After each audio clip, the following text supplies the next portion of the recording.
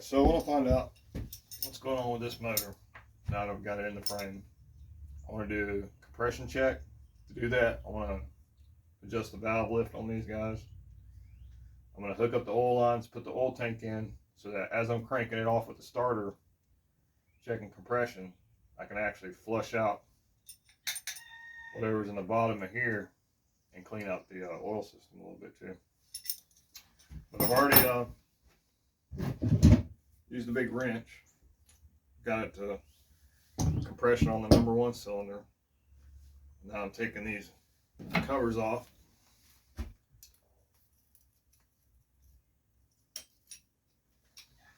They're really stuck on there.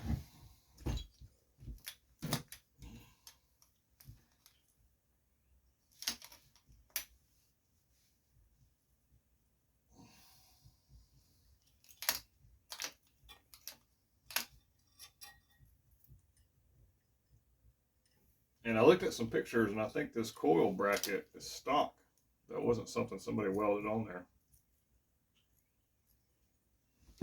Alright. I can feel compression on #1 with my finger.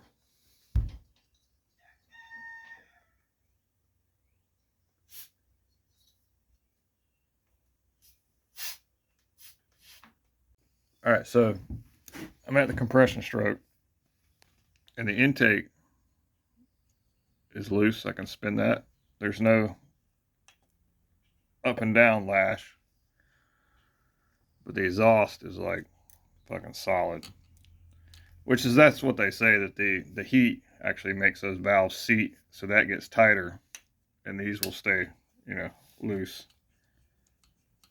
But I'm not an expert in valve adjustment. I've never adjusted the valves on an Ironhead, just Volkswagen, so I'm not going to video this process. There's a whole bunch of other better videos out there to find, but this is good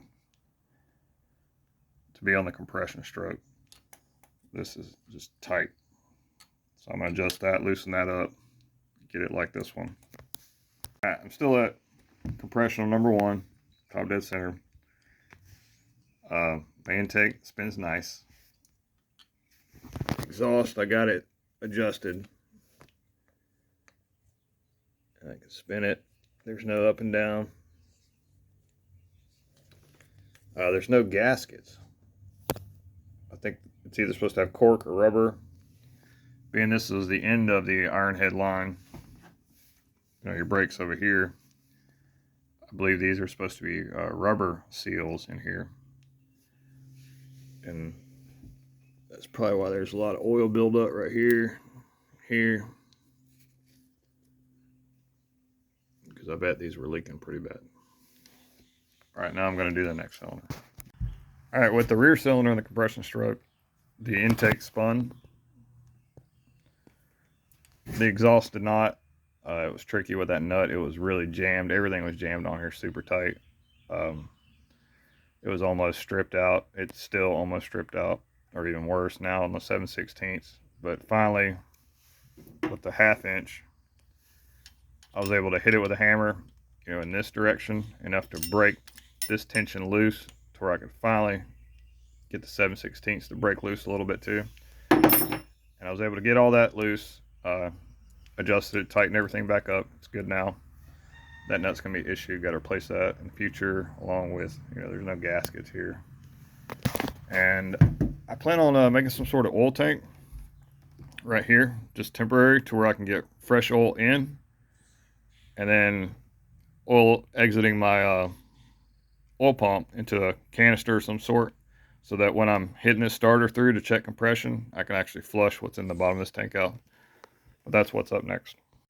In case somebody doesn't know the trick with these, you're gonna make sure that center is pulled all the way up.